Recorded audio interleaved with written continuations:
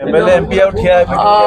हाँ MLA MP छिड़ा हेबे नहीं किंतु आहरी अछि राज्यसभा हेबी गवर्नर हेई पारे आ अन्य अछि पार्टी पे काम करी किंतु पार्टी छाड़िबार नहीं कि पार्टी रो अब्याहत नेबार नहीं किंतु मु एमएलए एमपी बहुत थर लड़लिनी तेणुक मत न लड़े युवपीढ़ी को लड़ेले प्रतिद्वंदिता करेनि प्रत्यक्ष प्रतिद्वंदिता को अवतीर्ण हेबेनि प्रत्यक्ष प्रतिद्वंदिता को एवॉइड करने चेष्टा କିନ୍ତୁ ନିର୍ବାଚନ किंतु राज्यसभा को जाय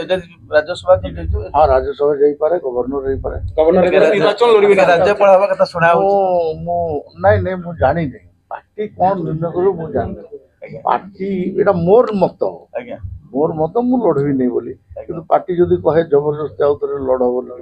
ताले मु लड़बी राज्यपाल कथा ରାଜ୍ୟପାଳ କୋଠି भाई भाई मु कहली मु 8 थर एमपी 2 थर एमएलए 10 थर लड़ली तेणु मत और लड़ार इच्छा नहीं डायरेक्ट निर्वाचन लड़ार इच्छा नहीं किंतु तथापि पार्टी जदि कहबो हेले लड़ी पारे ନୂଆ ପିଢିକୁ ଛାଡ଼ିବେ आउ नहले मु नुआ पीढ़ी को छाड़े